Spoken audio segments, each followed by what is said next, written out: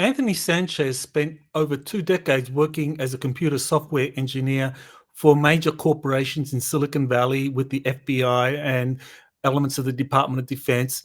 He became interested in the UFO phenomenon in 1989. He has been researching some of the deeper, darker aspects of UFOs, such as events at the Dulce Mesa, a deep underground military base there. He is keeping track with modern developments in UFOs, and he's here to talk about some of his latest research and what lies ahead in the UFO field. You're listening to Exopolitics Today with Dr. Michael Salla, your source for the uncensored truth regarding the human, extraterrestrial, global, and political agenda. Click the like button and subscribe to this channel.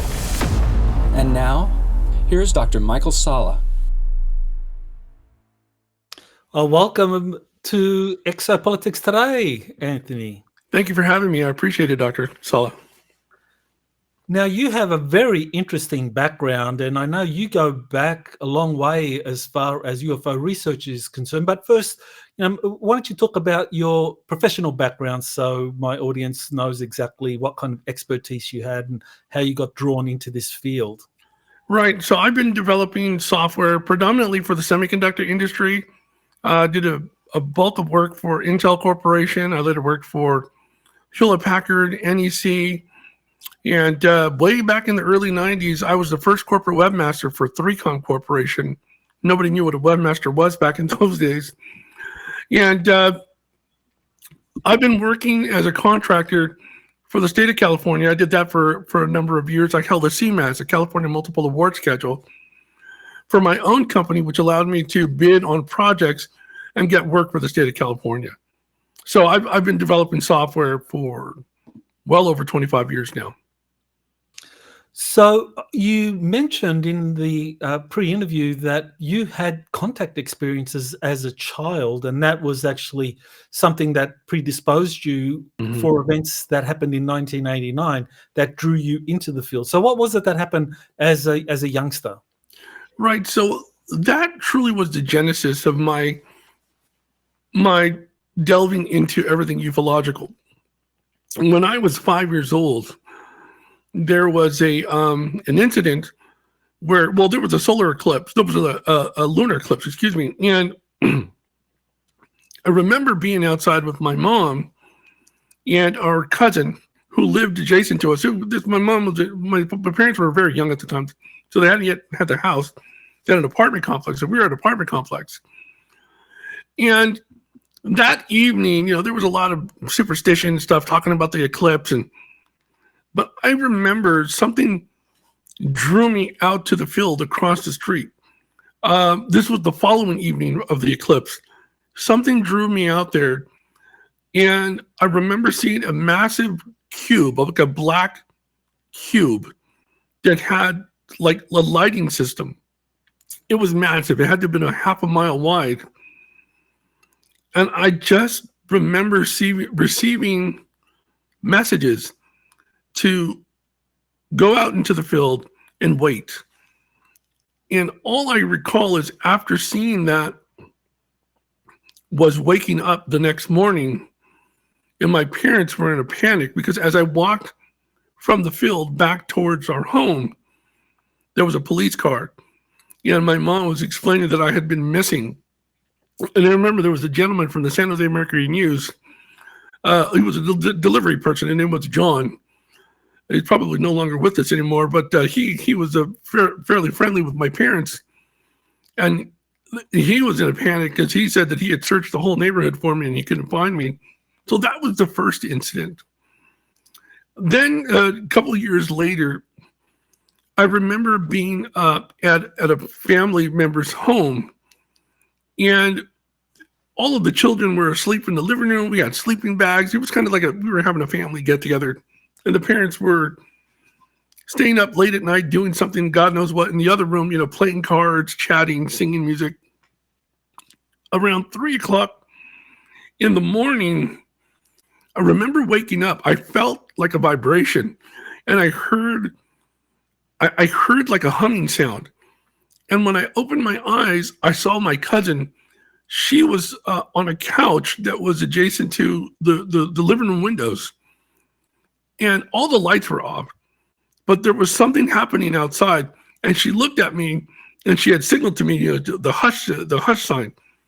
And I crawled up on the couch with her. And remember, I was barely 7 years old at the time. I looked out, and she had been observing two grays. There were two grays outside holding some sort of like a tablet or like equipment. And sure enough, we looked towards the high school that they were building at the time, Independence High School, which was supposed to have been a junior college for it was a 4,000 student campus. It ended up being the largest high school in San Jose, but it was being constructed at the time. And there in the field was a ship. It was a small saucer craft, not like the sport model like Bob Lazar claims it, which is a classic saucer. This was more contemporary in its design. It looked like futuristic. It looked like nothing I'd ever seen before. But remarkably, it was the same color as the cube that I had seen. These grays that we were watching were conducting a survey or doing something until they noticed us. And when they saw us watching them, they seemed to like pack up whatever it was they had, and then they left. They went back towards the ship. And that was frightening, because as they were leaving, the humming sound grew louder and the vibration started. Now, I wonder in retrospect if that was the ship that was causing that. But the vibrations were bothering me and my cousin. We both felt it. And the next thing I knew, I woke up. I woke up and knew hours had passed. It's as if I don't recall from the moment that they were leaving and the hum began to increase in volume and vibration. I don't know what happened.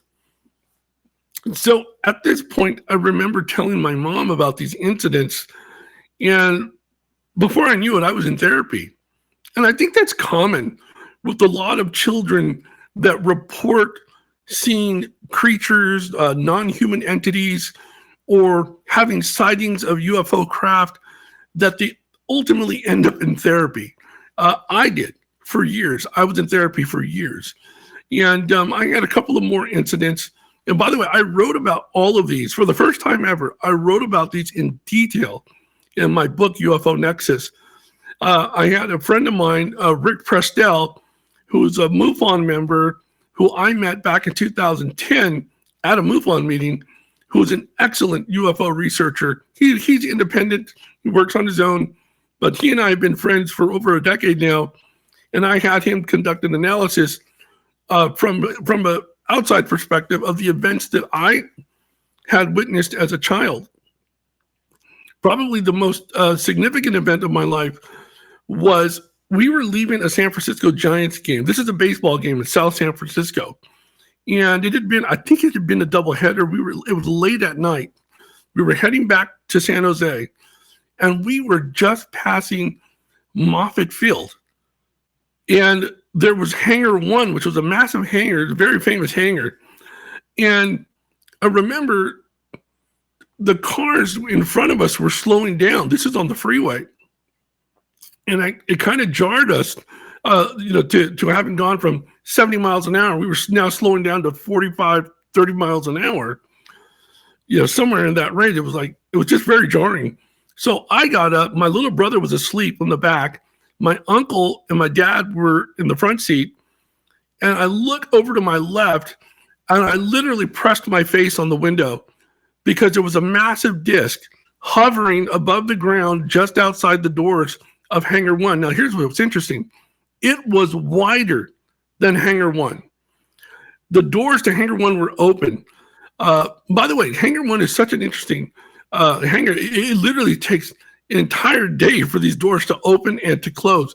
So it was open in the evening. It had to have been past midnight. We were leaving South San Francisco. The game was over. And you could see the silhouette of the individuals running around, driving around beneath the disc. And I remember that the disc had like its dark metallic color to it, but the bottom of it seemed liquefied almost, like it was rotating, hovering, allowing this craft to hover.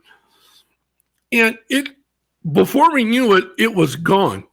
And all the other cars that were on the freeway had come to a complete stop. And I remember there were people. Now remember, this is in the early 80s, late 70s, early 80s. There were people taking flash photography. So somebody has photographs of what happened that night. And I asked my father, I said, Dad, do you think this is going to be in the paper? And he's like, I have no idea. Subsequently, I remember bringing this up in therapy when we had group there, we had family therapy. And I brought it up, and I was shut down. But my dad saw what I saw. My uncle saw what I saw, and my brother unfortunately was asleep. He was tiny at the time. He was little, and that was a huge event for me because I felt like, is there something wrong with me? Why am I continually seeing or otherworldly type events, these incidents? First there was the cube, then there were these grays with a ship over at Independence High School. Then there was this massive UFO outside of Hangar 1. The other event that happened to me that was really profound was I had gone to Point Reyes. Are you familiar with Point Reyes? It's north of San Francisco. I'd gone on a camping trip. It was a weekend camping trip. And I remember on one of the evenings that we were there, I had climbed over this hill, and in the water, there was something illuminating the water. It was massive in size. And I was frozen. I remember being frozen. I couldn't move, but I was able to focus on what I was seeing. And before I knew it, a massive illuminated sphere lifted out of the water, hovered, and then it just left.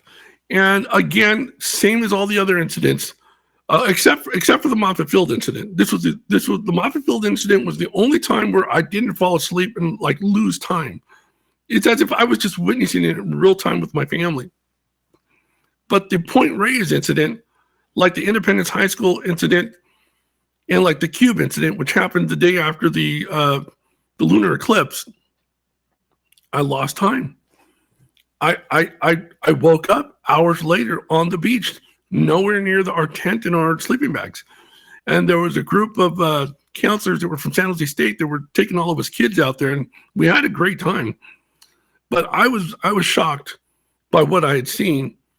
And for years, I tried not to go outside. I tried to avoid seeing the night sky.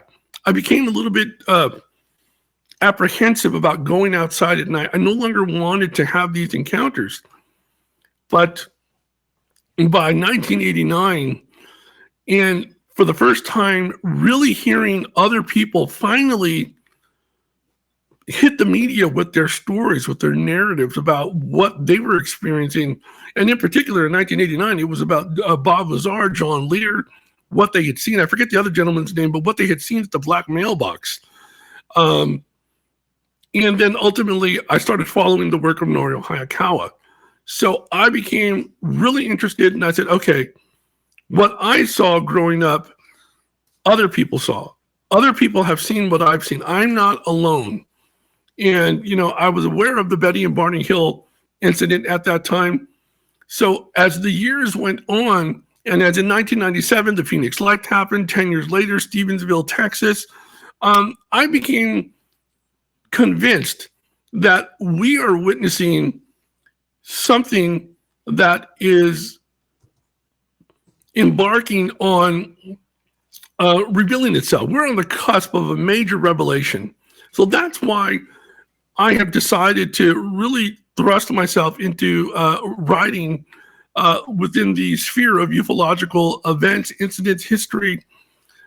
In 2009, I started writing a book about Area 51. It was called UFO Highway. The book was meant to be about UFO, about Area 51. And Anthony, before we talk about UFO Yeah. Highway, I'm just very interested in some of these incidents you had while very young, and that incident where at Moffett Field, Hangar 1, that Mhm. was seen by your father and your uncle. Mhm.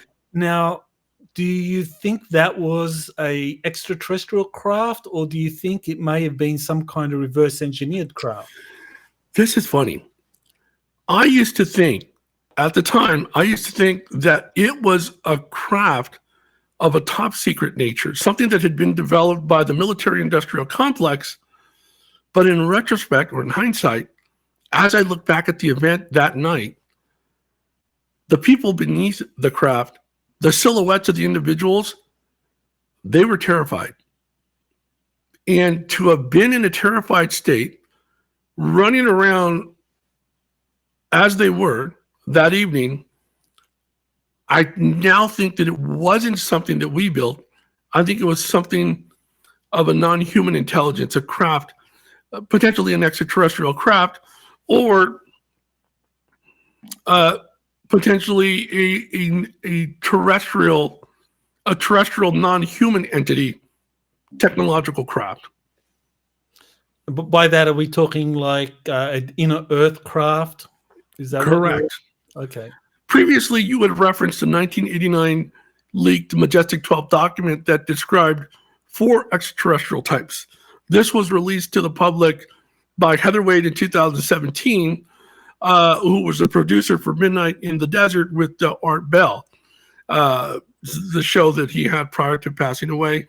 But the document had described Earth-like humanoids, small humanoids, which are grays, non-humanoid EBEs, these are the insectoids and the reptilians, and the 4th being the transmorphic entities. In essence, those are the entities, or they're not physical beings or creatures existing in perhaps some other dimension or plane, not in our space or time. That's the description of the transmorphic entities. But I tend to think of them in another. Are you familiar with the writing of Mac Tonnies or John Keel? These are the Mac Tonnies had written the cryptoterrestrials, and John Keel had written the ultra-terrestrials. A little bit different between the way they both describe these entities. For instance, Tonnies were stopped short of defining the exact nature and the intentions of the cryptoterrestrials, so it kind of leaves it open to what it is, what they might actually be. He hints at the possibility that they could be indigenous humanoids. When I think of indigenous humanoids, I think of like Atlanteans. I don't think of progenitors or Anunnaki, because to me, progenitors and Anunnaki are extraterrestrial. They're not indigenous. And there may be other types of similar to Atlanteans. His hypothesis suggests that they're a sister race, a parallel race, developing advanced technology in response to us. I remember him terming it as human numerical dominance, meaning we are now the dominant species on the planet. We are outnumbering all other intelligent species, in particular these indigenous humanoids. So the advanced technology that they may have developed clearly has surpassed human capabilities. So when I think of Moffett Field that night, and I think of that disc hovering outside of Hangar 1, and then when I think of 2004, the Tic Tac UFO witnessed by the USS Princeton, the USS Nimitz, or 1964 with Lonnie Zamora seeing the egg-shaped UFO that had been situated on a tripod, which hovered, the tripod retracted into the ship. There were no visible protrusions of the ship, and it left without a conventional propulsion system. There are craft that exist that our government is no longer denying the existence of. In fact, they're holding congressional hearings for the first time in 50 years. I talk about that in UFO Nexus. It was in 1966 when they had the first UFO hearing. 68, they had the Condon Committee. And then in 69, they had an official UFO committee. I think it was Gerald Ford at the time he wasn't president, but he was the minority leader in the House, who was also involved with that whole,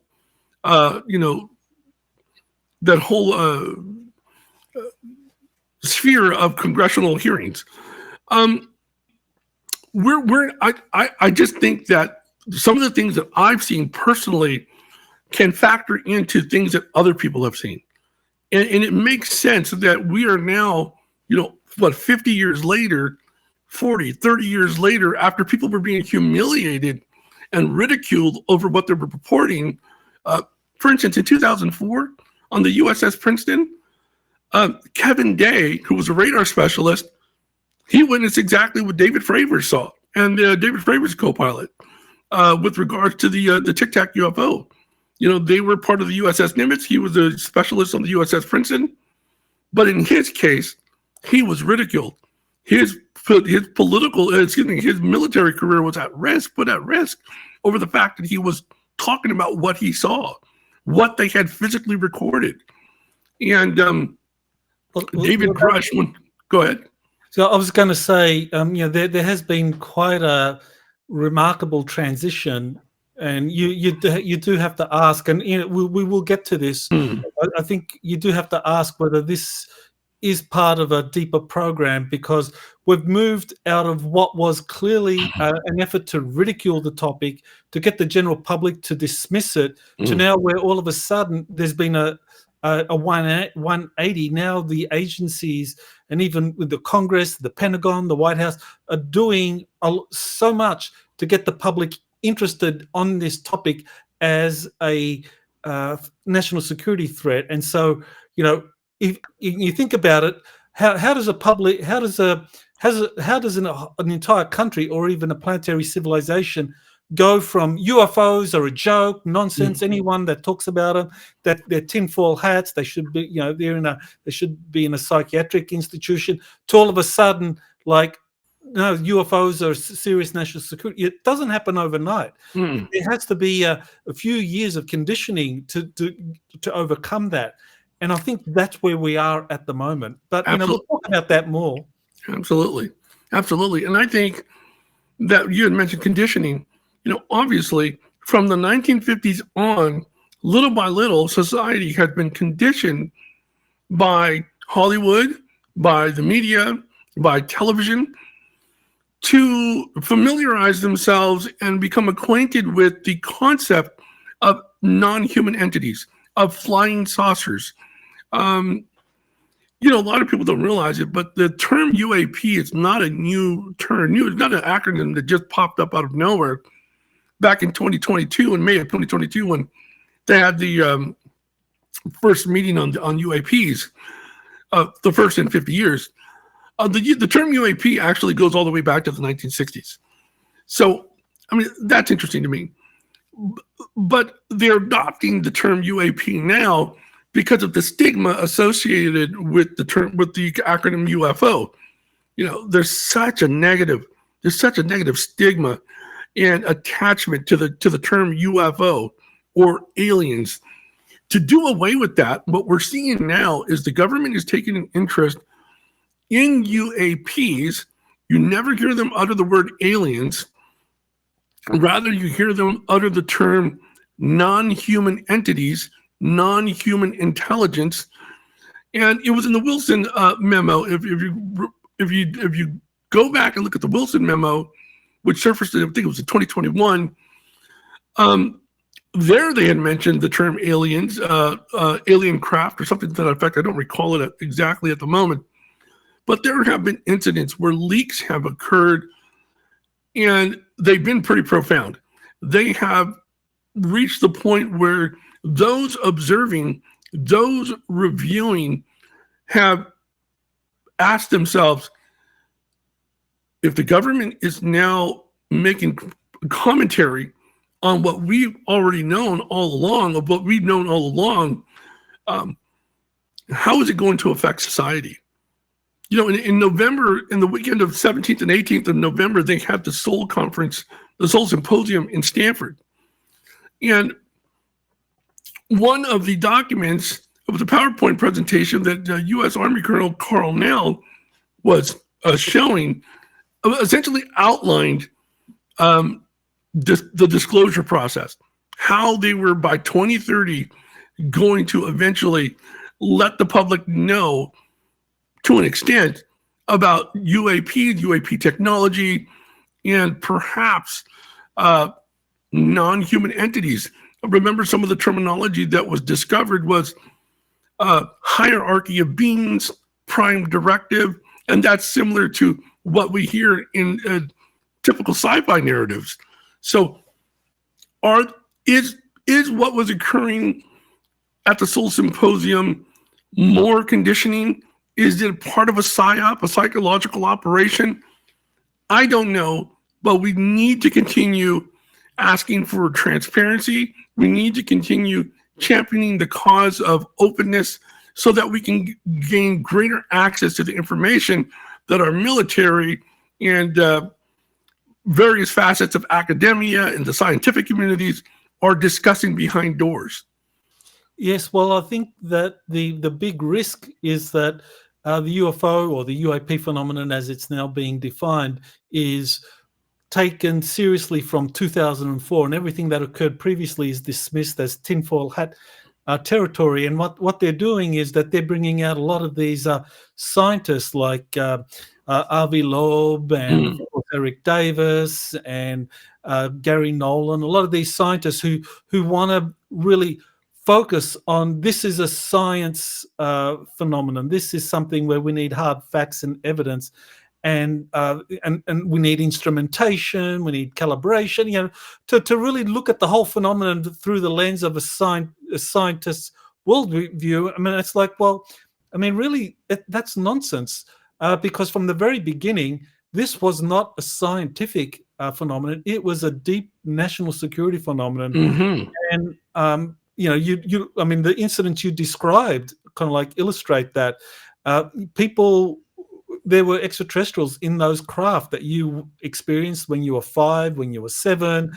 There were beings piloting that craft out of that Hangar 1 at Moffett Field, and you mentioned the interest you had in the Dulce facility with Norio Hayakawa, and to me, that's one of the topics that fascinated me, that there are these deep underground military bases where you have extraterrestrials and corporate personnel and military personnel working together, and it's like, well, I mean, that is just astounding. And you spent quite a bit of time doing research and wrote a book about it. So well, what did you find out about the Dulce facility? And tell us about your UFO Highway book.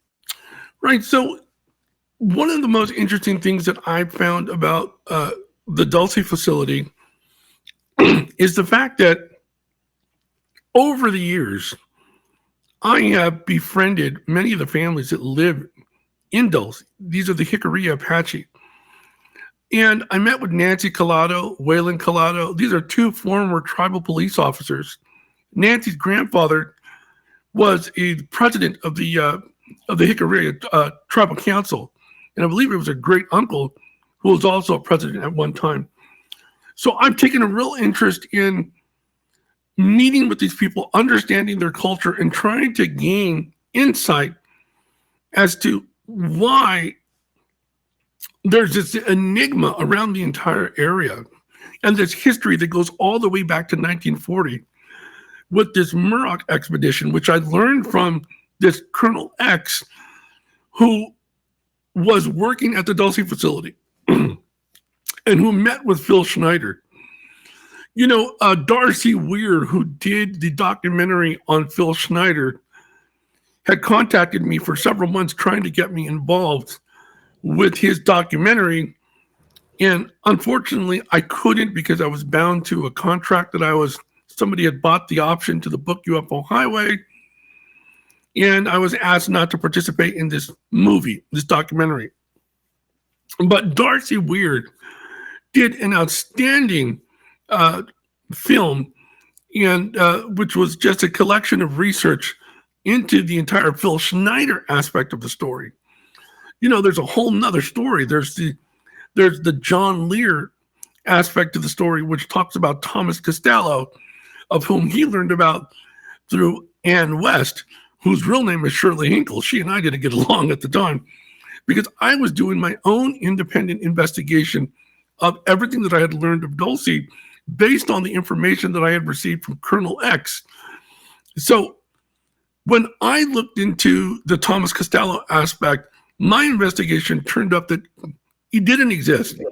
The colonel told me that there was no Thomas Costello and that there was no security guard position as described by Ann West and John Lear that he recalls. Being that DSD-3 is what he said was the security division there at Dulce. And there is an underground facility. It's not under the Archuleta Mesa. It's within Mount Archuleta, and it extends out to the Archuleta Mesa. And there are other areas. There's these other areas that extend out into the perimeter of the township, away from the Archuleta Mesa. It's a massive facility. And one of the things that people talk about often when they think about the Dulce story is the Nightmare Hall. Well, there was a Nightmare Hall. It differs a little bit from the story that was put out by John Lear, but this was called the Maximum Containment Center. And it was an area where they were doing a lot of genetic experimentation on super soldiers. There's a whole story that I can delve into with regards to that. But I think the most interesting thing is that the individual that I interviewed back in 2009 to 2010 really put together this semblance of information that when you look at it from the perspective of a civilian like me, I was never in the military. It's something that just is mind-blowing. The fact that there are gray alien beings working alongside facets of the military-industrial complex in an underground facility, it's just amazing to me. And when I think about Los Alamos, when I think about Kirtland Air Force Base, that entire region extending all the way up to northern New Mexico, touching the southern border of Colorado, and all the cattle mutilations. And I think back to some of the stories of there was a sergeant, there was an individual who was abducted and mutilated by the Greys, very much like the cattle was. It's a famous story. There's something going on there. There's enough information to confirm the veracity of the events that have emerged from all of New Mexico. Can you tell us more about this Colonel X? I mean, you say you personally interviewed him, so can you reveal more about what his specialty was and what it was? Is he still alive, for example? I don't know if he's still alive. It's been a long time since I've spoken to him, but I can tell you this: I was writing a blog. I had a blog in Intel Corporation. This was at Intel Corporation. I was in charge of a bunch of servers. I worked at a department called IT at Intel. And on one of the servers that I had created on the intranet, geez, that's a term I haven't used in a long time, the intranet. That's how old I am. But on the intranet, I had a server that was accessible to a large number of friends, employees within the company, coworkers. And they knew that I was writing articles. I was doing a blog before blogs existed, essentially, about Area 51, about human origins, about quite a few things with relation to UFOs and UFO sightings. On one particular day, I got contacted by an individual about that blog, and it turns out this person was working there under an assumed identity, and they themselves were in hiding. They had put me in contact with somebody who had told them about an occupation that they had had within the military working in northern New Mexico. That's how I got in contact with Colonel X. And he had agreed. They knew that I was writing a book. They knew that I was putting a book together for Area 51. And I had been in contact with Norio Hayakawa. And the entire trajectory of the book changed at that point. The moment I sat down and I heard from this colonel what it was that he had been through, he had talked about these Type X events. He talked about how he was part of a specialized unit that responded to any type of emergency incident that involved non-human craft, UFOs essentially. And through him, I gained a wealth of knowledge about the Muroc expedition, the meeting between Grays and the military. I remember you had spoken about, 1954 Edwards Air Force Base. Well, guess what, Dr. Sala? Muroc Army Airfield was the precursor to Edwards Air Force Base. And I wasn't aware of that at the time. It was Norio Hayakawa, when I met with him, who started giving me information about the history of the bases. And I had to put two and two together. And I realized there are some deep connections to the individuals involved with the story about Dulce, the underground base, and the gray aliens. Excuse me. Yes, that Dulce base, I mean, that is something that I remember when I first became interested in this UFO phenomenon. I actually wrote a big, I think it was like a 15,000 word report about the Dulce base, about what was happening there, and kind of like did a literature review of all the people. But you were kind of you were closer to the actual events, and you got to meet and talk with someone who was actually there. So I never got to do that. So yeah, great to finally hear what one of these first-hand witnesses had to say about what was going on at Dulce. Invited to the inaugural Dulce-based UFO conference, and I spoke there with Linda Moulton Howe and Greg Bishop and several other people. But prior to that, I had been there in 2011. I'd been there. Well, I'd been to Dulce in 2010, 2011, and I later went in, I believe it was 2012. This is early on. And one of the things that struck me is when I did interviews with some of the families of the people that lived there in Dulce, there are some things that would, if I told you, which I'm going to tell you, would blow you away. For instance, I remember interviewing this one family. Actually, it was a group of families. There was 2-3 families I was talking with. And they said that throughout the year, they will often hear traffic beneath their home. So I said, oh, wait a minute. I said, I had to get clarification. I'm like, traffic like from outside your house? And they're like, no. Beneath our homes, we'll literally hear like trucks or like a train or something traveling beneath the township of Dulce. And that correlates with some of the information that I received from the colonel, which was that there's an underground maglev system which extends from the Atoe building out in Los Alamos all the way up to Dulce, and then from Dulce all to all these other various locations. So there's a lot of interesting things that people tell about in Dulce. I remember I met with this one individual who was telling me about how she and her daughter had Grays visit them at night and perform medical experiments on them. And they were afflicted with paralysis. They couldn't move, yet they could see each other, and they could watch these beings conducting experimentation on them. One of them ended up getting cancer, and it was as if she received cancer from whatever it was they were giving her or doing to her. And then years later, they cured her of the cancer. It was like a miracle. Whatever they did, they undid. These are the types of incidents that I have come across with Dulce. I remember there was another family that I had interviewed in Dulce where they had gone out on a picnic. This, by the way, this was in the 70s. This was in the early 70s. This woman had gone with her mother and father to a picnic right there in the township, and they had seen in broad daylight a UFO, and they were watching it. And the next thing you know, it was late at night. They had lost time. When they woke up, they got back to their car. All the food had been, was still set out there. They didn't know what happened, except the three of them all had implants in their arms. They had these little tiny implants, which I liken to RFID type chips, like small RFID chips.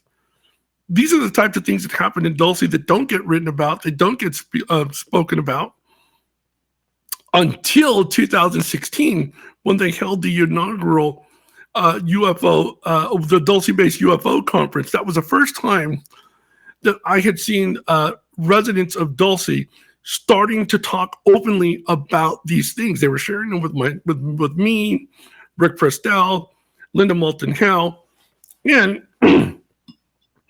back in 2012, I had a private conference with Janet Saylor of the ASPE organization, Rick Prestel, who was a member of MUFON at the time. I was a member of MUFON at the time as well, my membership may have just lapsed at that point, but I still considered myself part of MUFON. We met with the chief of police of the Taos Pueblo township right there. So there's Taos, New Mexico, and then there's Taos Pueblo. This is it's an indigenous group. Well, we met with the chief of police, and he told us about, over the course of 20 years, how he had a UFO incident years earlier when he was a police officer in Dulce. I read about this in UFO Highway 2.0, the book that I also just released. He described in exact detail what Paul Bennewitz described. He didn't even know who Paul Bennewitz was, by the way. But he described the same UFO that Paul Bennewitz had described, which I had learned about through Mal Fabregas of the Veritas radio show, who he had sent me a PDF, and it just blew me away. It was a conversation between Paul Bennewitz and a local UFO investigator, and the things that they had discussed were just amazing. Well, just for those that maybe don't know who Paul Bennewitz is, I mean, he was an electronics communications expert. I mean, He had his own company. He stumbled upon some very strange electronic signals coming out of Kirtland Air Force Base and around the Dulce, Archuleta Mesa.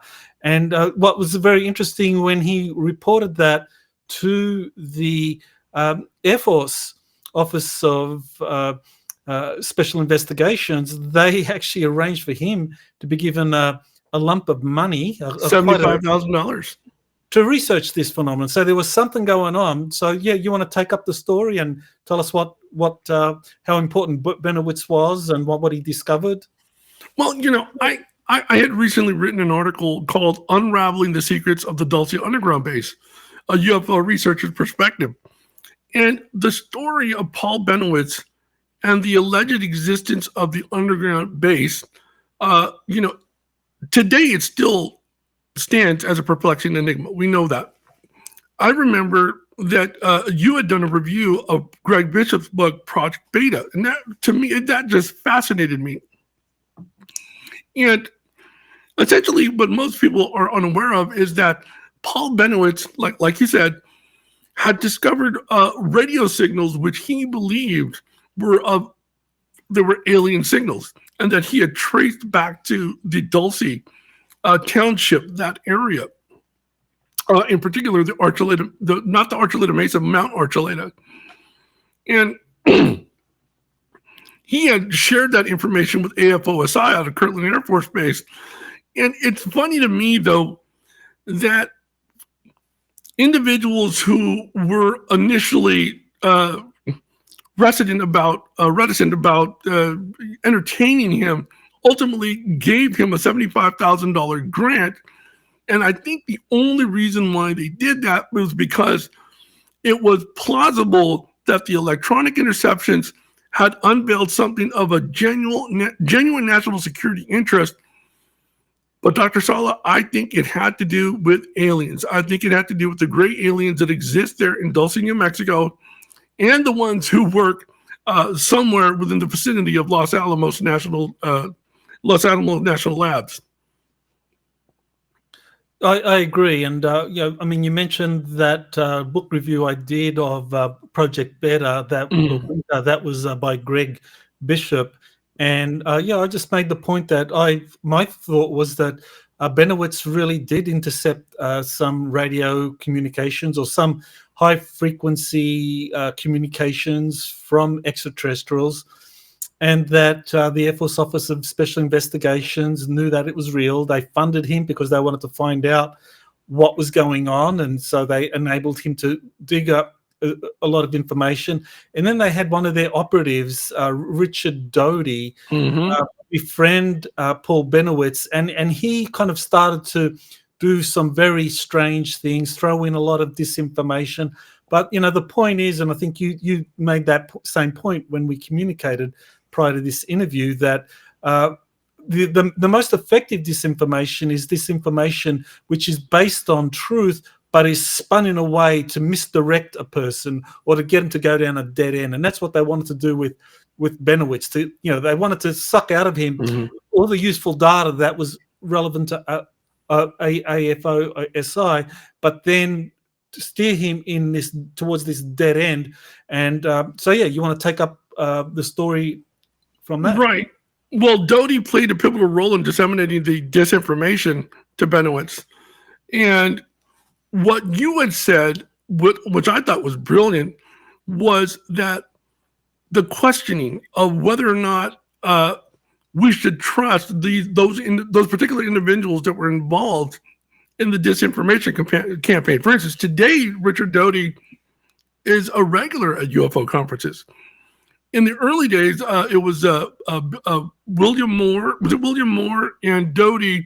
People were highly opposed to them being anywhere near a UFO conference because of the nature of the work that they had done with regards to Bennewitz, providing him all this false information, not to mention the fact that Richard Doty had his own interactions with Linda Moulton Howe, if you recall.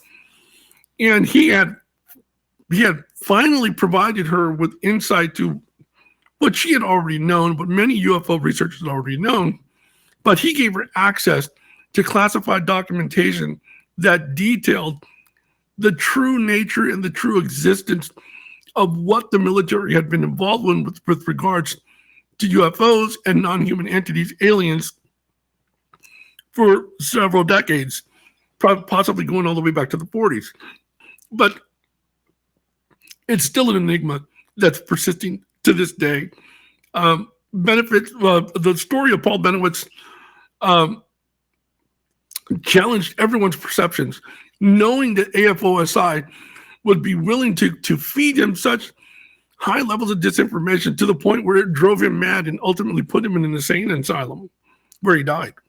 It is very sad what happened to him, because he's a good example of a scientist who discovers something genuine happening with extraterrestrials that is of interest to the intelligence community, but they swarm all over it and they take possession of all of the relevant information, and then they discredit the people, especially private civilians that were involved in that. That's their MO. They suck out all the information, and then the individuals they misdirect or they discredit in some way, and that's what happened to Bennewitz. And yes, he died, I think, a very unhappy man, suffering a nervous breakdown because of all the things that were happening to him. And you're quite right.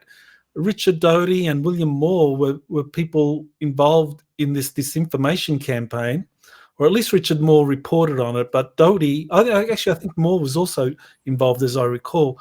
But yes, Doty and Moore were ostracized for that by the UFO community. But now they're kind of like front and center, putting out a lot of information, and so you do have to kind of question why is that? Why are these? Why is a disinformation person like Richard Doty? Right, and you still have to take whatever they say with a grain of salt, because you just don't know. I mean, to this day, Richard Doty could still be a part of a PSYOP, a psychological operation, continuing to throw genuine UFO researchers off the track. of what's truly happening within the military, within the government, and within the private sector, the military-industrial complex. Who knows what's going on? But I think, ultimately it was a tragedy with what happened to Paul Bennewitz. I remember Norio Hayakawa took me out. We drove up to the previous, as a matter of fact, I think at the time the family still lived at the residence, Bennewitz's house. We went to Thunder Scientific. We saw the building.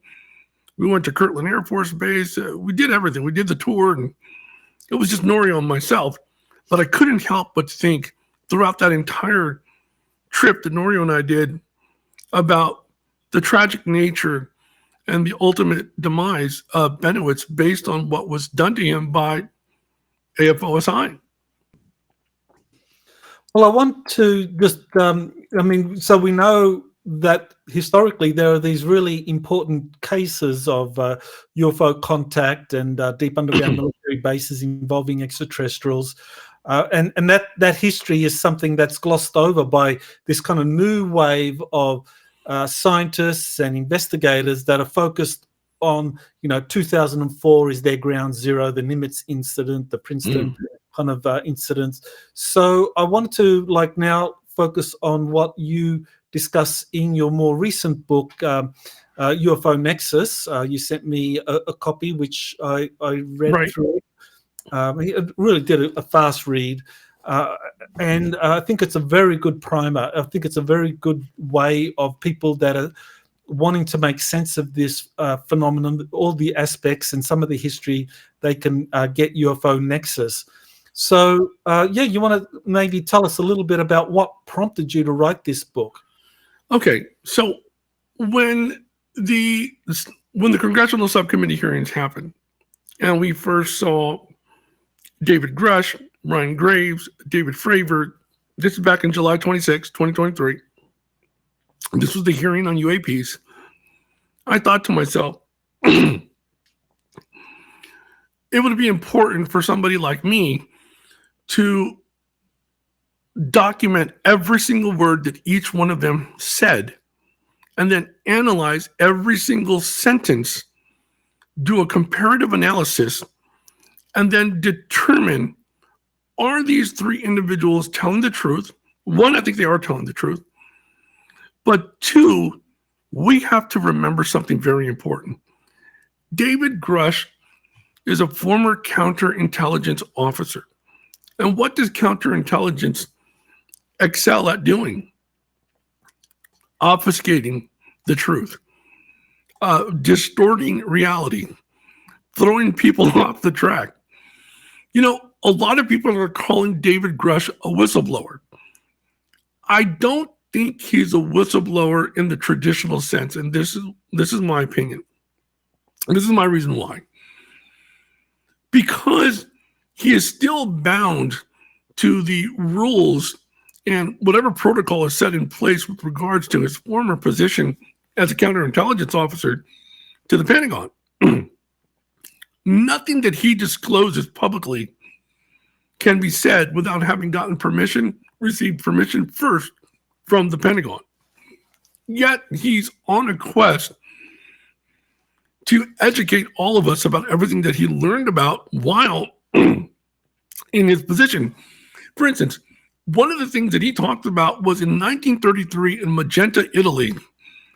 This is 14 years prior to the Roswell incident that happened in 1947. He claims that that Mussolini had come into contact with a crash retrieval, a UFO that had crashed there in Magenta, Italy. They were unaware of what the nature of this thing was. They thought it was from the Germans. Ultimately, they contacted the Germans.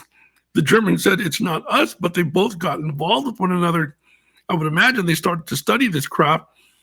There are so many open-ended questions as to the genesis of the UFO that purportedly crashed in Magenta, Italy.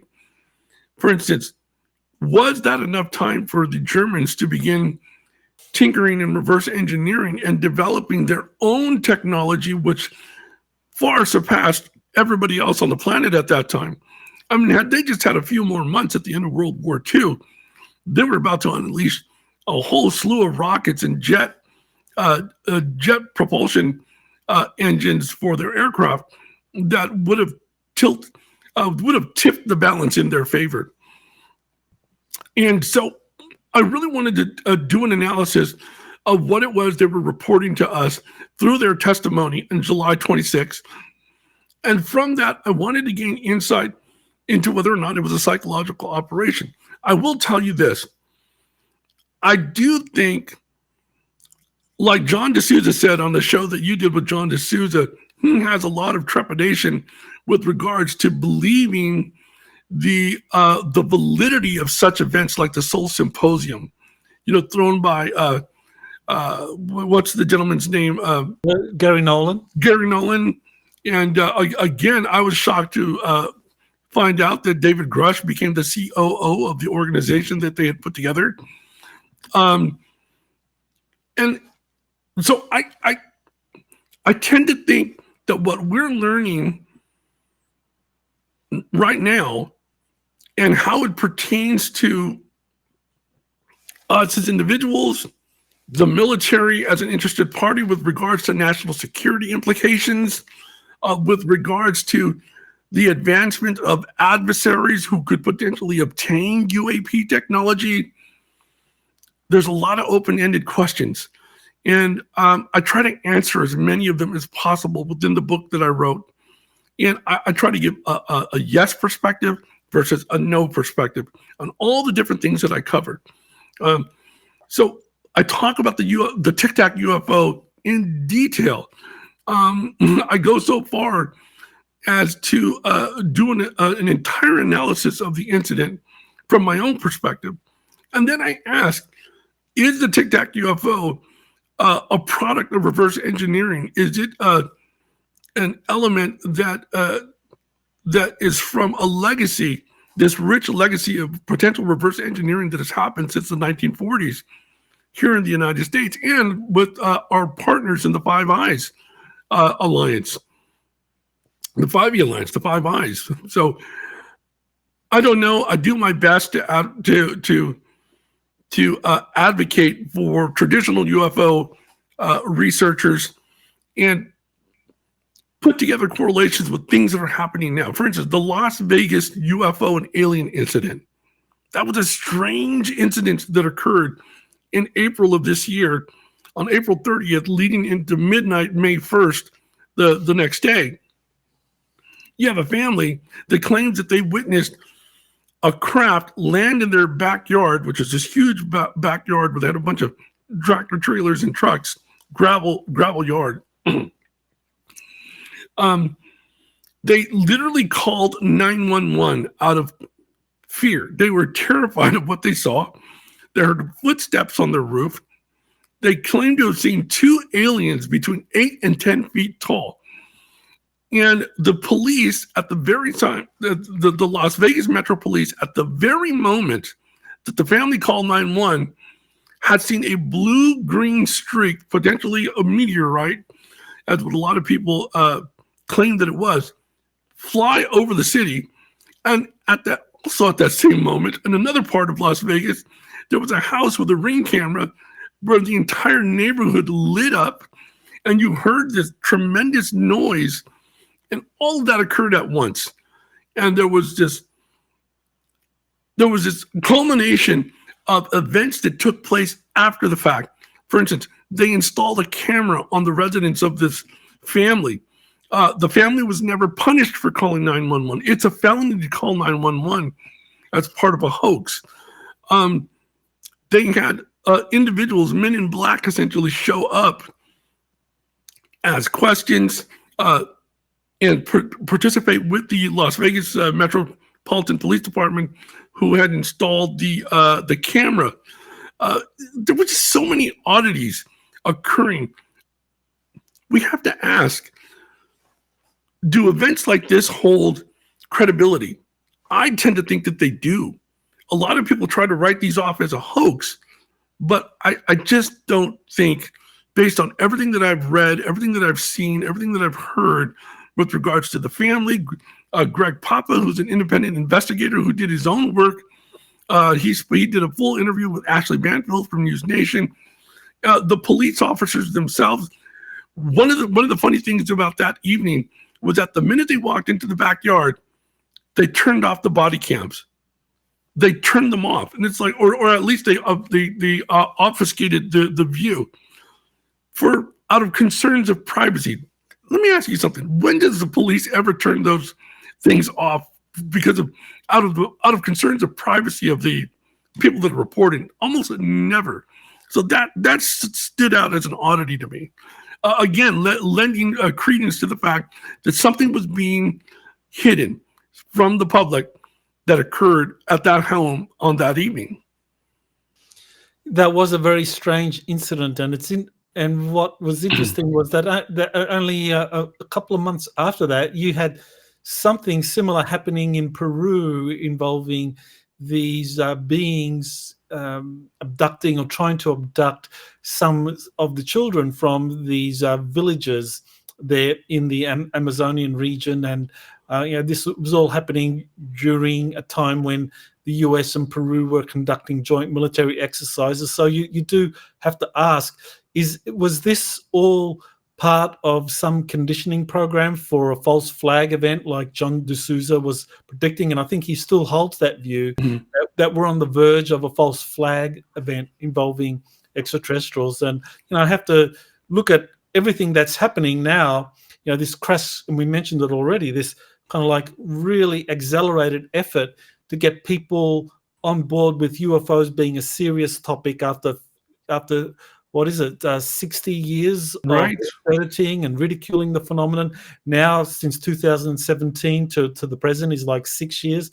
So it's like for every 10 years of ridicule, now it's like 1 year of getting people up to speed that UFOs are a national security threat. So, is this where we get this kind of false flag alien event or an attempt or a psyop? It might not be an actual, some kind of false flag event, an attack. It might be just a psyop, something like, that's very mysterious that we don't know. So, like this incident in Las Vegas, like the incident in Peru, could that be a model for something happening at a larger scale? I think so. I think so. I think, and what's happening is the more that the government discusses these types of incidents publicly and through the media, the more interest the public is going to take. But at the same time, we're talking about a public who's been conditioned over decades to accept the existence of non-human entities and UFOs. So, the other thing I think about too is when we look at the Seoul Symposium, when we look at the congressional hearings, there's so many things that they're talking about behind doors that we need to be privy to. Strategic alliances. Building and maintaining strategic alliances is crucial with our allies because China and Russia, should they manage to acquire UAP technology, and by the way, I've spoken to UFO researchers who have told me that with the massive geographical sizes of both China and Russia, it is almost guaranteed that over the decades, they too have retrieved crashed UFOs and have begun to tinker and reverse engineer with the technology very similar to what the West has been performing with. So when you think about strategic alliances, they're going to try and ensure that no single nation is left behind and promotes a united human front. Meaning, we're going to see, let's say, for instance, there is a non-human entity that we ultimately encounter. Are you familiar with former CIA agent John Hernandez, who says that in 2027, aliens are going to reveal themselves? A lot of people used to think this was ludicrous. Not so much anymore. Was that John Ramirez? John Ramirez. And that's why we are now talking about space policy development, technological readiness. We're seeing lots of public engagement. And with the Seoul Symposium, what are we seeing? We're seeing a confluence of interdisciplinary research groups. We're seeing the military, we're seeing academia, we're seeing everybody come together in preparation for this eventual disclosure event. And by the way, if you look at the leaked document from the Seoul Symposium, which was not supposed to be seen by anybody outside of the attendees, it showed a clear path to 2030 because they believe that we are in a secret arms race with the adversaries of the West over UAP technology. And whoever has it will, assert technical dominance over everybody else. And there clearly is a national security risk as an implication that why all of this is coming up. Well, that's takes us to a key question, which is that according to David Grusch and Bob Lazar's testimony, Eric Davis, that the US has recovered some crashed UFO debris. This does involve non-human intelligence. These are being studied in corporate laboratories, but then you have this idea that, well, these efforts to reverse engineer the craft have been unsuccessful, that the craft is just too advanced. It's like dropping an iPhone into the jungles of Papua New Guinea or something, and the shaman looks at it and says, well, tries to work it out. It's not possible that, and to me, that's, that flies in the face of what a lot of other whistleblowers and insiders have revealed, that yes, not only do we have these extraterrestrial spacecraft in our possession, and that they've been studying and reverse engineering these for decades, but these reverse engineering efforts have been successful. So what do you think about that? I mean, is this again another psyop? Is this a kind of limited hangout to put out this idea that yes, we've got these craft, but reverse engineering efforts have been unsuccessful? Well, when I think about the military-industrial complex, specifically aerospace companies, and the fact that we know from Phil Corso, this is back in the 40s and 50s, was leaking technology to semiconductor companies, aerospace companies. They've had ample time to perform the necessary research and ultimately the reverse engineering of these technologies. We're talking about metamaterials that ultimately led into development of our stealth technology or integrated circuitry, fiber optics, night vision. I mean, this is according to Phil Corso. A lot of people tend to argue that fact, but I tend to agree with what he said. As a matter of fact, the colonel that I interviewed alluded to a lot of the information from Phil Corso being absolutely truthful. So when I think of the the UAP craft that we are now seeing, is it possible that we are witnessing a remnant of the legacy of reverse engineering that has taken place here in the United States and amongst our allies? The answer is yes. If you go back to 2016 over Beaver Valley in Utah, there was a craft that was seen traveling at an enormous rate of speed.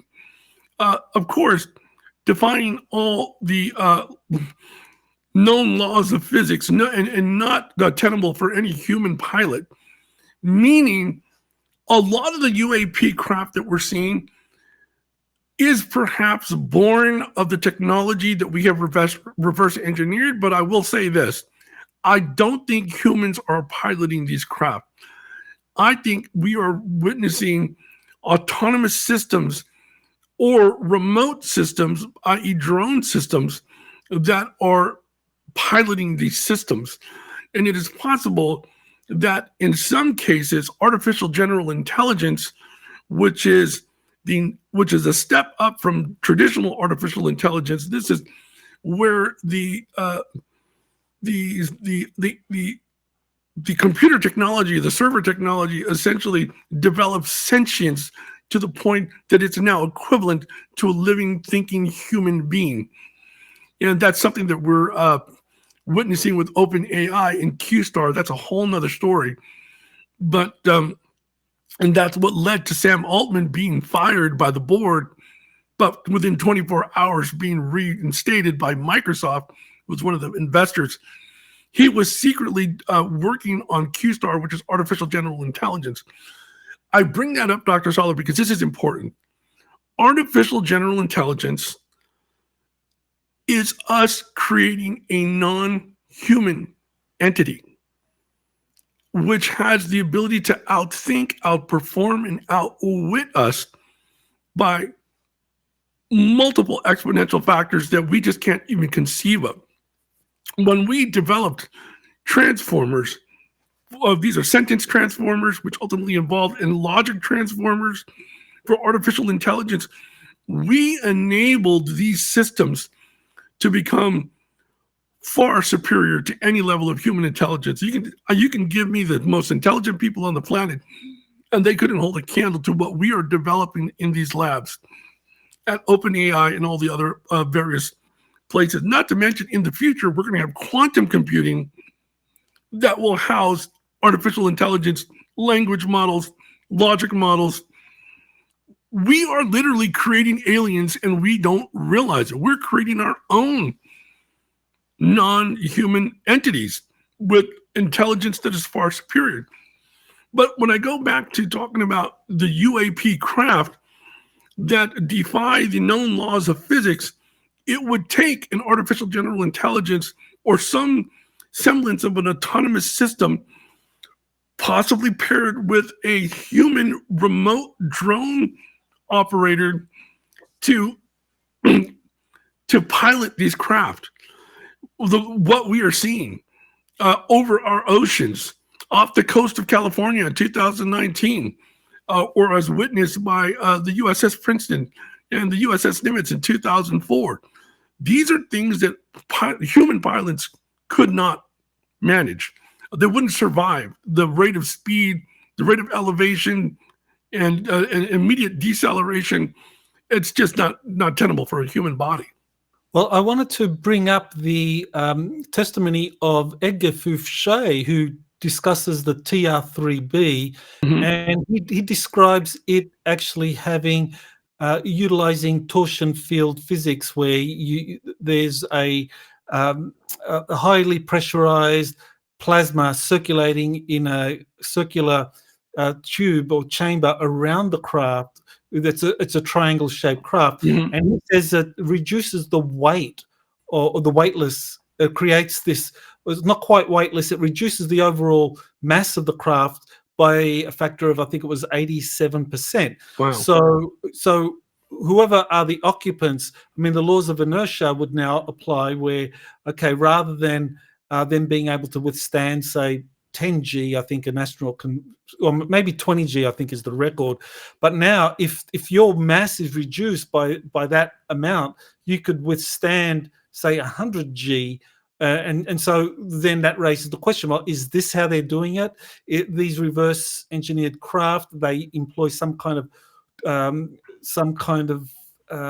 torus or some kind of plasma, reducing the overall weight. Maybe they can get up to 98, 99%. And so that way you can get these very high speeds. So you want to talk about Edgar Fouché and his testimony, because I know he did work at Area 51. I mean, he's one of these witnesses or whistleblowers who has the credentials to prove that, yeah, he was at Area 51, and this is where he says these craft were operating out of. I remember seeing the presentation that he gave.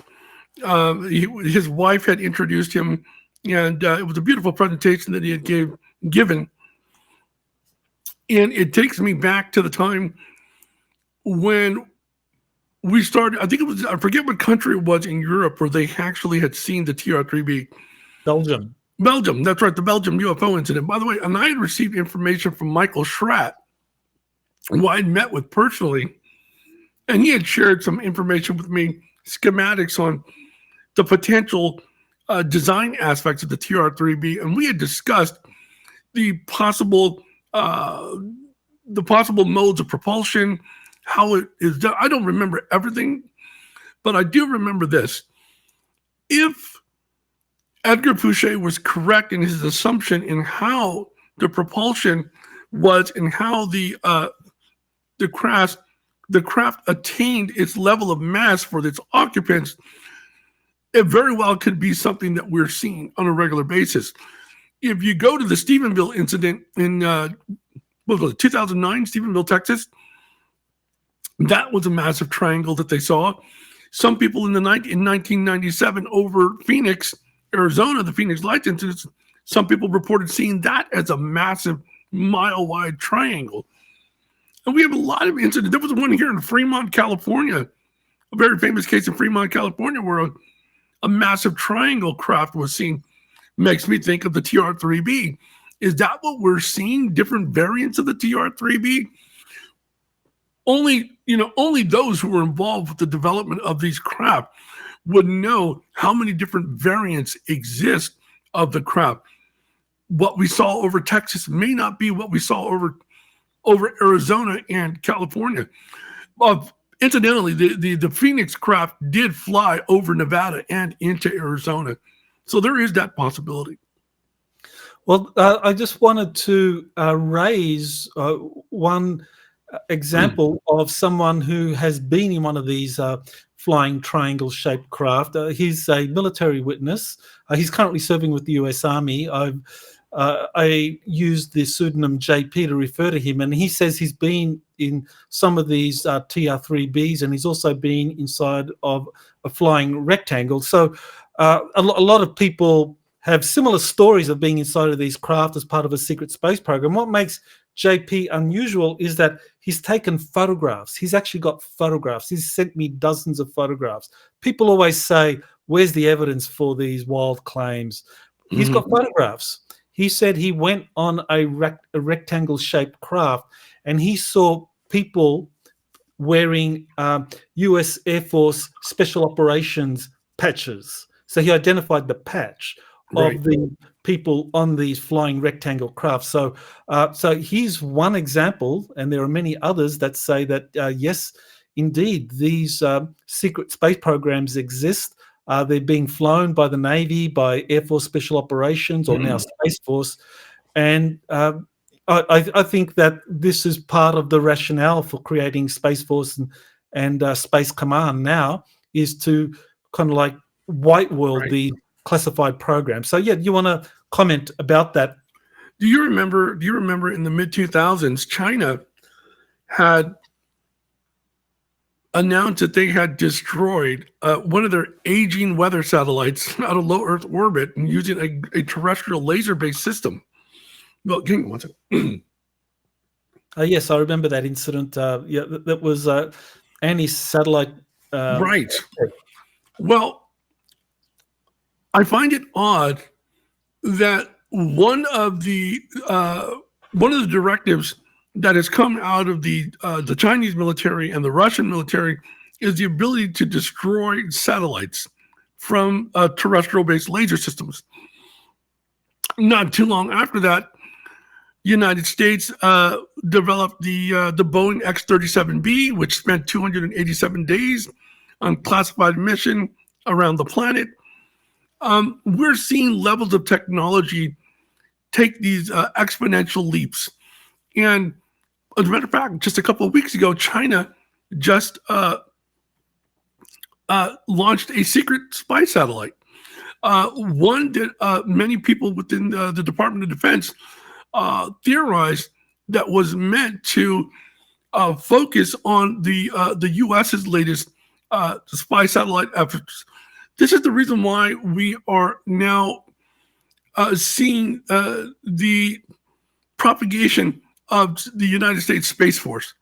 The Space Force, I know you wrote a book on the Space Force because I just bought that book for my son for Christmas, by the way. The Space Force, because my son is thinking about joining the Space Force, just so you know.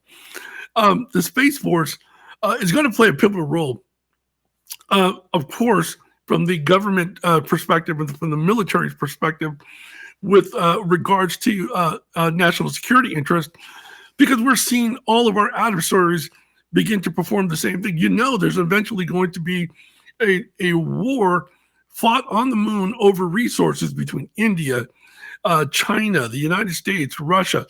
I'm not sure about Russia at this point, but definitely India just landed there.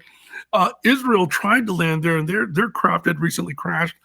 But we're going to see struggles between superpowers over resources on the moon, and perhaps mining operations in the asteroid belt.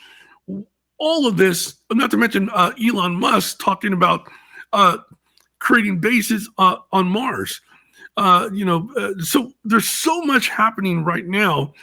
And I think that in order for us to truly accomplish this, beyond the conventional propulsion, rocketry that we currently possess, it's going to take the implementation of otherworldly propulsion systems that are potentially based off of reverse engineered UFOs, UAPs, and not shock everybody by when we put the wheels into motion and we start revealing the existence of these craft. Perhaps the TR-3B is a precursor to what we're going to see within the next 7 to 10 years. You have John Ramirez saying that aliens are going to reveal themselves in 2027, and you have retired U.S. Colonel, Army Colonel Carl Nell saying that we are in a secret arms race to be the first to announce the UAP disclosure by 2030. A lot of stuff is happening. Well, indeed there is, and I wanted to give you the opportunity to tell us about your upcoming book, The Modern UFO UAP Researcher's Handbook, and I know that is going to be available sometime in January. So you want to tell us about that and what else you're doing over the next few months?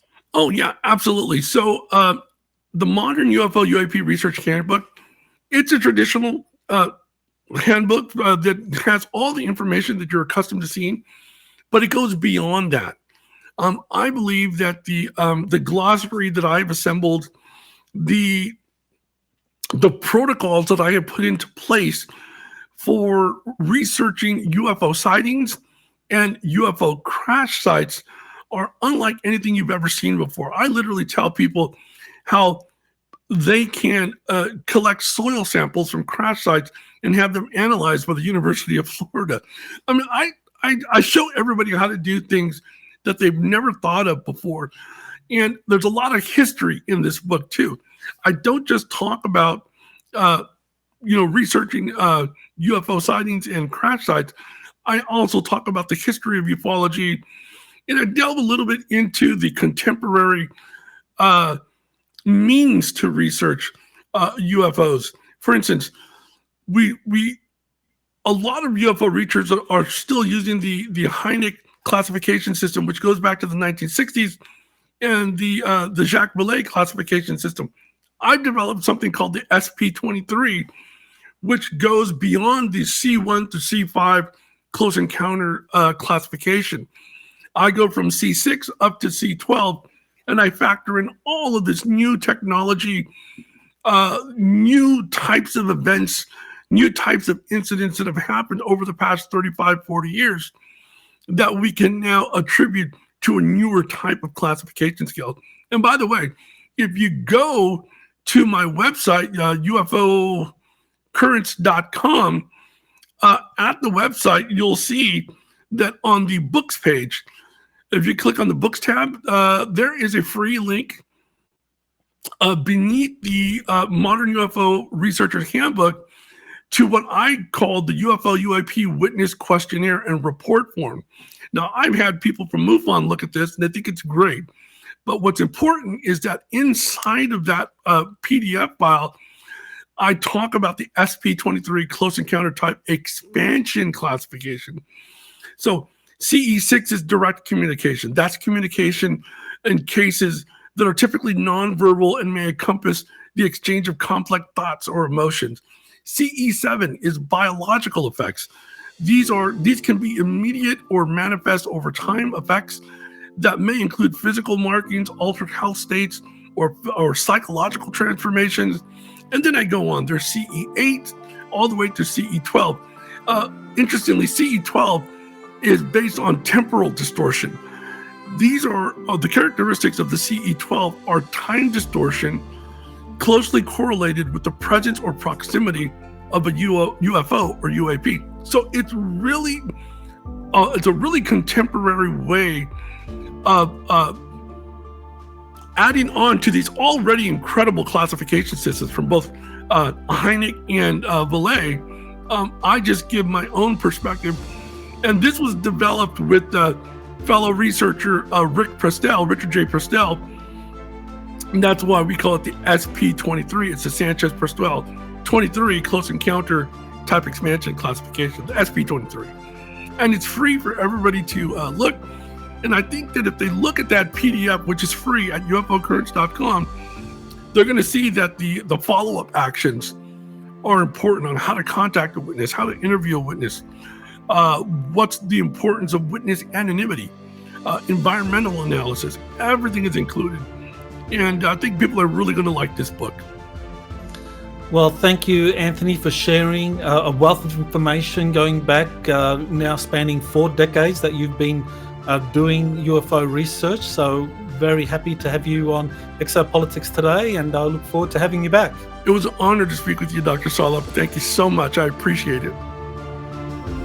You have been listening to Exopolitics Today with Dr. Michael Sala. Please remember to like, share, and subscribe to this channel. Join or start a conversation in the comments.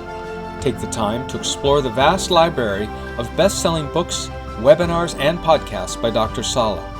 Visit exopoliticstoday.com.